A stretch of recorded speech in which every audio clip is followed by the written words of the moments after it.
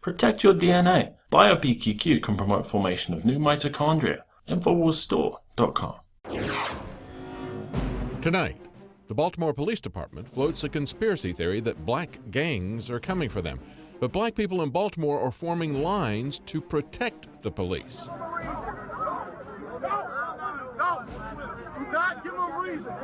And we'll be joining Infowars reporters live on the ground in Baltimore for updates. All that and more on tonight's Infowars Nightly News.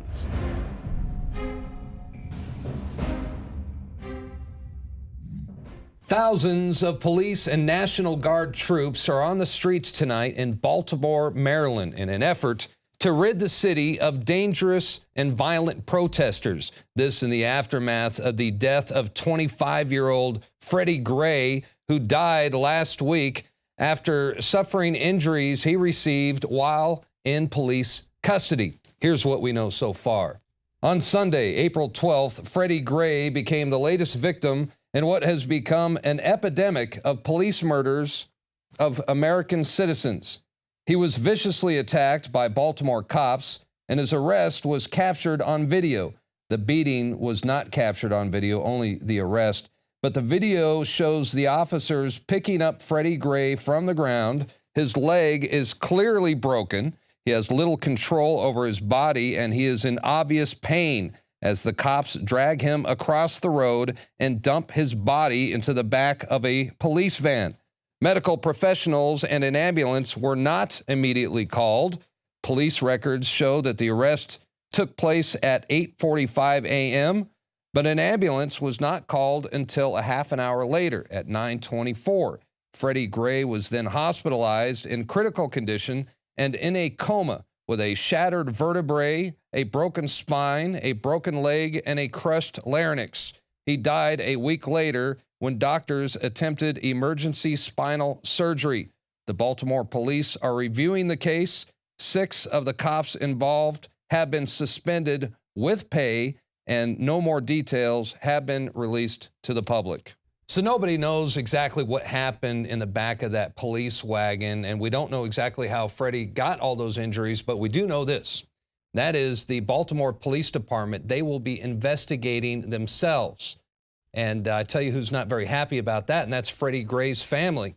They want the Department of Justice and the FBI to take over the investigation. They don't trust Baltimore PD's own internal investigation. And Rob Dew, we were talking earlier how it looks like the police are buying time right now. They're trying to get their story straight. Do you think we'll ever find out what really happened to Freddie Gray? I don't know if we'll find out what happened to him. They're going to say he died as a result of his injuries is what is going to come out. And they're going to release that report internally on Friday. But then, you know, the public is obviously pushing for it to be released on Friday. But we could see a whole new backlash coming from people as soon as that's released. So that's definitely not a good thing. It's taken them a long time to do this. I got an email from a guy who was a former cop, and he said they would put people in the back of vans like that and then drive around, sometimes slam on their brakes, make hard turns. And that was to kind of rough them up. It never resulted in any of these guys dying, but they said they did use that as a tactic for guys that they really didn't like. So this guy, you know, Freddie Gray, he had a switchblade on him, and they say he was running from the cops, and they said he looked suspiciously at a cop and then kind of ran off, and that's why they went after him. So maybe he had history with the cops. They said he has a criminal record. So maybe this is one of those guys that they said, you know what, we're gonna teach this guy a lesson. But it's not clear whether they put him in the seatbelt. Nobody knows any of that. So it is going to be interesting when the report comes out. I don't know if that will be the truth, though. Well, like I said, they are investigating themselves, and you know, that's a shame. You know, I'll tell you what the community would like to see, and most of the protesters, they want these cops arrested. They want them thrown in jail, and they want them charged with murder, and they'd like to see someone other than the Baltimore Police Department do the investigation. And you were talking earlier how he does have a police record. He saw him early in the morning. They approached him, and he ran. We don't know if his leg got broken during the chase or when they tackled him, but it was obvious that his leg was broken once they caught up to him and once somebody started doing the cell phone recording. But the family, they believed that his injuries were sustained while in the back of the police wagon. Right, and at that point, when you have somebody with a broken leg, that's when you should call an ambulance. Yes. You should, put them in handcuffs, We saw in Round Rock when the cops smashed the lady's face on the ground in a, you know, he said she was drunk. She had some complaints, so he pulls up into the shopping center. He doesn't think she's cooperating. He grabs her and slams her on the ground. Well, they called an ambulance for this lady, and she wasn't nearly as bad off as Freddie Gray was with the leg dangling and all that. I mean, you can obviously see he's got a broken leg, and at that point, that's when you call an ambulance. And to take him, you know, you keep him in custody, but you take him to see how his injuries are, and they didn't do that. So we'll see if anything comes out of that. Frankly, I don't see the police officers investigating themselves thoroughly at all. And once again, the racial element is a huge factor, drawing more attention from the mainstream media. There has been massive protest in Baltimore, followed by widespread looting and arson, and this was all expected by the authorities.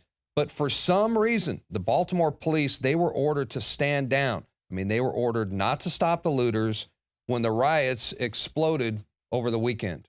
I worked with the police and instructed them to do everything that they could to make sure that the protesters were able to exercise their right to free speech. It's a very delicate balancing act, because while we tried to make sure that they were protected from the cars and the other things that were going on, we also gave those who wished to destroy space to do that as well. That's what we call a stand down, ladies and gentlemen. You heard her right there. I mean, this is the true meaning of order out of chaos, because right on cue, in walks, now we have the police state marching and the in. National Guard, and the buildup happened faster than in Ferguson. It took them a few days to get the guys in, but this is what happens. The police pull back, they let the protesters go crazy, and then they show that on the cameras and they go, look, these people are going crazy. We need to send in people. And there's always the burning cop car. That's always the image that they show. You saw it there with the police van in Baltimore with the police van. But now here, look at this. This is Toronto, the G20. There's a protester there standing in front of that car. There's a whole story about how this police car caught fire. The police pull back and they leave the car sitting there. They just leave it sitting there in the middle of the road. And so protesters start attacking it. They light it on fire. And then the cops move in and start bashing people. No, and they do this all the time. They did the same thing in Ferguson, and they did the same thing the other night. They put, in Maryland and in Baltimore, they put a line of police cars. They abandoned the police cars right there in the middle of the riot zone. Right. And there's no police around to even watch to see what happens. So, And but this the goes mainstream media gets called in. Right. This is a tactic that goes all the way back to the WTO in 1999 in Seattle. And what happened there was they were protesting, and the first day they shut the city down. Peaceful protest shut down this World Trade Organization event. So the next day, these black box rioters is what they're called. They show up. They were brought in. They were given a free building to stay in. They let them go crazy, and the cops pull back and just let them loot, break windows, destroy things. They put it all on cameras. They attack some reporters. So the next day, then it's like, boom, we're locking down the city. Nobody gets to go anywhere. If you have a protest sticker on, a sticker or a pin, you weren't allowed into where the WTO was going, and they use that to really crack down on the protests. So this is a tactic they use all the time. This isn't just one time. No, it's been every big incident they do this. Meanwhile, police in Baltimore are telling reporters that they were actually ordered to stand down, and it's very puzzling, or is it? Because now come to find out, the mayor of Baltimore, she is one of only 3 mayors that are just happen to be part of President Barack Obama's task force on 21st century policies, and this is a group that, wait for it, it advocates the federalization of our nation's police departments. Big surprise. This is a RAND Corporation plan that was written for the military to come in and how to federalize the police, to create a police stabilization force. Yeah, destabilize the region, just like they do in third world countries. You know, they're doing it right here at home, ladies and gentlemen. It's happening right here. The police state isn't coming. It's already here. And on top of that, they are using these tactics of the police are the victims. You know, they're saying, oh, we're having rocks thrown at us, we're having this thrown at us. Well, they came out a couple days ago. Kurt Nimmo did this article, Black Guerrilla Family, the Bloods, the Crips plan to take out Baltimore cops. And I'm going to read from the police department. It says, credible threat to law enforcement. The Baltimore Police Department has received credible information that members of various gangs, including the Black Guerrilla Family, Bloods, and Crips, have entered into a partnership to take out law enforcement officers. This is a credible threat. They say it right there in their paperwork. Now, what they were doing was showing there was Twitter images of Bloods and Crips coming together along with this black guerrilla family, and they're all saying, look, we're coming together to stop the violence, stop the looting. At least that's what they say when they were interviewed by local TV. It was WBAL TV, Channel 11. The reporter there, Deborah, she interviews some of the gang members. I want to go to the first clip here where they talk about how they were all, it was all mischaracterized, what happened. So take a look at this, Darren. You haven't seen this clip yet, and then I want to get your comments on it. Right. That the image that they're trying to portray of the gangs in Baltimore, the BGF, the Bloods, the Crips, we did not make that truce to harm cops. We did not come together against the cops. We're not about to allow y'all to paint this picture of us. They saying we animals and we acting like savages out here. But I also agree with I don't agree with what's going on, but I understand what's going on. You know what I'm saying? I understand why people mad, but we gotta handle things another way. So right there, you're getting a completely different picture from what the cops are saying. And I got another clip to go to in a second, but what do you think of that right there? Just hearing those. Well, my first observation is that they'll tell you, okay, it's not on the mainstream television. That was on a local television station, right? They're not going to be playing that clip on Fox News or even on MSNBC. So that was a localized local station there in Baltimore? Yeah. Okay. And it's the same thing, and it reminds me of also another thing we're not seeing is there was plenty of black folks out there that were actually guarding the police. Have you seen pictures of that? They stood in front of the police. That's an article from Steve Watson today. Right. Pictures and footage you won't see on TV. Baltimore citizens are done with mindless rioters. And these guys live here. These gang members, they live here. And they decide, hey, we're going to have to come together, use our resources of being young men to stop what's going on, this looting, which always happens from outside sources. And I've got more on that coming up. Right. But it's just amazing that, you know, people try to come together to stop their violence in their communities without police help. They're saying, we're going to take care of ourselves. We're going to clean up after ourselves, what these other people have done. And it's being labeled as a credible threat to law enforcement. And it makes you wonder how much they're responsible for maybe the gang problems or just the mistrust between people. So I want to go to this second clip where they talk about a famous incident that was all over Twitter, all over Facebook, and that's the picture. I'm going to go to it right here. It's this guy and these two guys squaring off against each other. And this is a iconic image. This is right outside the Orioles Stadium, right outside the bar. And the way it's being portrayed is that the black people started attacking the people at the bar. And now there's a different story coming out.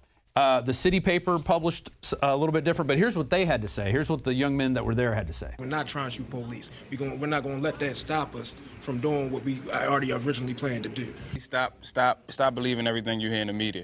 The point that we try and get across is that we are of a different faction. And what that's going to do is start to show people in the community that we can come together as a unit and be unified and be peaceful. For some reason, who knows, right? Why they won't paint this picture in a positive way. They won't tell you the good side of what we're really, really doing in these communities.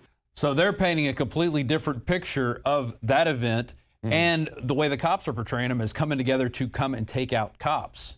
I mean, it's totally ridiculous. This city paper writer, Brandon Soderberg, said this. He said, when the protesters turned the corner from Washington Boulevard from Camden Street, chanting Black Lives Matter, some baseball fans applauded. A few angry chanted back, we don't care.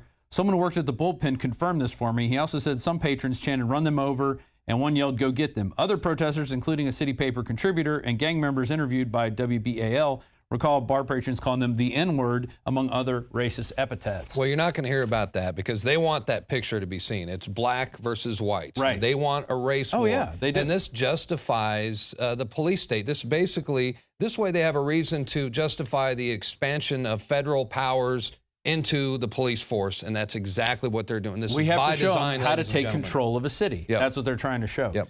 And this goes even more to the police credibility. I want to share with you guys a tweet that came out. This was 9:35 p.m., April 28th, 2015. Baltimore police. A group of criminals have just started a fire outside a library located at Pennsylvania Avenue and North Avenue. Okay. Less than 9 minutes later, Joan Swain writes, fire beside Pratt Library was not caused by a Molotov cocktail. Tear gas grenade landed on trash and its spark set the fire. How many times have we seen tear gas start fires? Just go back to Waco. The tear gas they were using there, burning up, burning people up. Yeah, it's very dangerous. We saw that with the cop over in California when they pumped tear gas in there and they're saying, burn it down, burn it down. Yep. Tear gas is flammable. These things are very flammable. So less than 9 minutes later, this reporter tweets that out, and he says, I'm a reporter, and that's what he saw. But the cops portray it differently. Now, I want to go to an article from 2015, earlier this year. Baltimore drug probe crumbles after court challenge. And it talks about many cases, but one about Devin Leroy Jones. Prosecution crumbled when questions were raised in court about the inconsistencies in Lugio's search warrant application. After the detective acknowledged those inconsistencies, a federal judge expressed concern of the reckless disregard for the truth. That's a federal judge saying that. You can't get a federal judge to say anything on behalf of a defendant unless they're totally moral, totally on the up and up. The next day, all the charges against Jones were dismissed, and he was freed. Jones' case was listed in records that the Baltimore Sun requested from the city, dealing with dozens of lawsuits filed against officers in 2013 and 14. The request came after a Sun investigation showed last fall the city had paid $5.7 million since 2011 in court judgments and settlements in lawsuits alleging police brutality and other misconduct. So maybe we should look at the Baltimore PD a little closely and going, who's running your organization? Are you guys deliberately crumbling and becoming corrupt so you can be taken over by a federal police force? That's obviously the objective that the mayor has set. Yeah. So maybe we should stop looking at the locals who live there, who are cleaning up after the other rioters. They're doing all these other cleanup actions. They're standing in front. From Steve Watson, we got the pictures and footage you won't see on TV of the Baltimore citizens done with the mindless rioters. And that's what we have to see more. We have to see more of this type of news come out, because otherwise the wrong picture is getting portrayed. The picture is becoming that we have to lock down these cities. We have to control these people. And here's another article from DC Clothesline, 12 unanswered questions about the Baltimore riots they don't want us to ask. And it talks about the staged events with the riots, which we talked about, and how they were ordered to stand down. But I just want to go over a few of the questions. Why are dozens of social media accounts that were linked to violence in Ferguson are now trying to stir up violence in Baltimore? That's a good question. Who was behind the aggressive social media campaign to organize a purge that would start at the mall at precisely 3 p.m. on Monday afternoon? Even though authorities had credible intelligence, which they issued in that report, that gangs would be specifically targeting police officers on Monday, why weren't they more prepared? Okay, if they were expecting this, why weren't they beefed up? On Tuesday, the captain of the Baltimore police tried to make us believe they weren't prepared because they were only anticipating a confrontation with high schoolers. Okay, and like in Ferguson. Yeah. Exactly. Here's number 5. Why are police officers in Baltimore claiming that they were instructed to stand down during the rioting on Monday afternoon? That's a big question. Why are these stand downs being ordered? I don't think it's just so, we're going to let some people riot and get the anger out of their system. We don't let bank robbers go out and rob a couple banks to get it out of their system. Okay, it's wrong. They stood there and watched as buildings burn, as people's family shops burned to the ground, as all those police cars got burnt, and now they've imposed this curfew, which is going to really economically hit the area. Absolutely. Anything open after 10 o'clock is going to be decimated for an entire week. And who knows, what's going to happen in the aftermath? What forces are going to be left behind police-wise? How militarized is it going to stay there for a while? And then when this police report comes out Friday, is that going to answer any questions? And by the way, they are calling this a state of emergency. I thought it was interesting that the commander of the National Guard, she said that this is not martial law. We are going to be out in massive force, and that just basically means that we are going to be patrolling the streets and out to ensure that we're protecting property. We are in a supporting mode. So if there are any questions about martial law, this is not martial law. Martial law means that at that point the military fully takes over, so we are not at that point. I repeat, not at that point. We are in support of the police department, and we will be taking our direction from the police department as in where we're going to go out and support. So it's a state of emergency. It's not martial law. Definitely not martial law. I mean, there's troops on the streets. There's MRAPs and tanks and National Guard. Locked and loaded. They got M4s. They got a curfew. The shops are closed. So it looks like martial law to me. But that doesn't mean martial law. It's just like when they say we come in peace and they start shooting. Oh, it's like an Orwellian term, state of emergency. I get you.